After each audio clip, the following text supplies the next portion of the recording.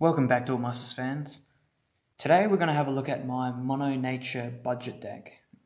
Now, a while back I made a Mono Nature deck that was actually pretty good, but today I've decided to make a budget version of that deck. So this is one of the main cards of the deck, Raging Dashhorn. This was the main idea of this deck, because Raging Dashhorn is such an easy card to find and everything. But yeah, it's 5 mana, 4,000 power plus, and if you're running Mono Nature, he actually goes up to 7,000 with Double Breaker.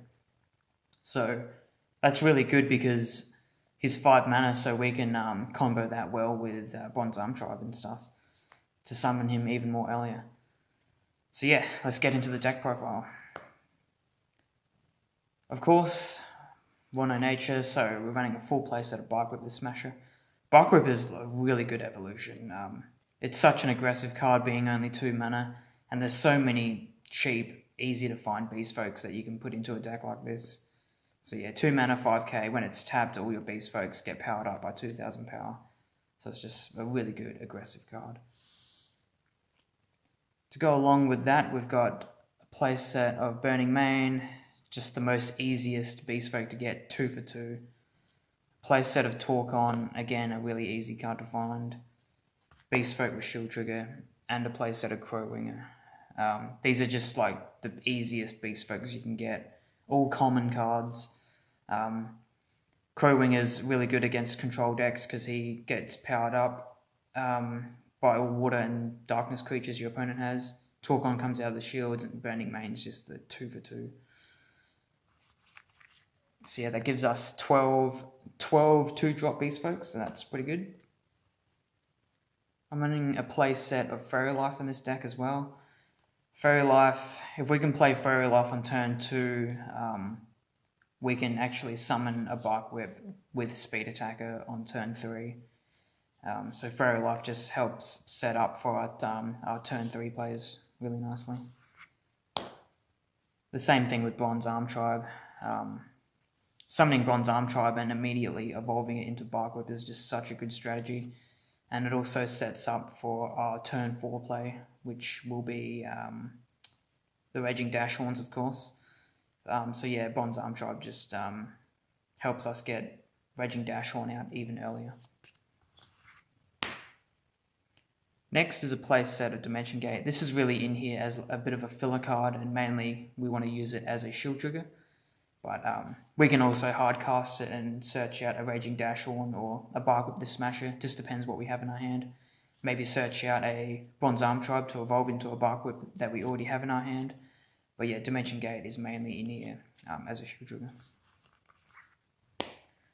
This next card is a little bit different. Usually you'd put in Mana Nexus, but Mana Nexus can be a little bit hard to find. So I put in a play set of Cadden Shell. Now, this card is pretty interesting. So one thing you can do with Cadden Shell is use Faerie Life on turn 2 and then summon Cadden Shell on turn 3.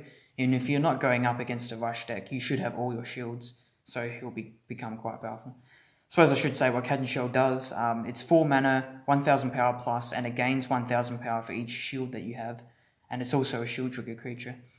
So yeah, like I said, if you can summon Cadden Shell on turn 3, you've got a 6,000 power beat stick, and then the next turn you can drop Raging Dashhorn, so you'll have 2 beat sticks on the field by turn 4. So that's another reason why Faerie Life is really good in this deck. But Cadden Shell is also a shield trigger creature, so not only is it good against control decks, but it can potentially be good against rush decks if it comes out of the shields. So yeah, Cadden Shell, as in my testing, it's actually quite a useful card. But yeah, man, if you got Mana Nexus, put Mana Nexus in. But yeah, Cadden Shell is just a common card, and yeah, pretty interesting card in my opinion. The last card of the deck, of course, is a playset of Natural Snare. I know Natural Snare is a rare card and everything, can be quite difficult to find sometimes, but there's no substitute for Natural Snare as a defensive shield trigger. If you don't have Natural Snare, just put in a playset of, I don't know, some random Beast Folks.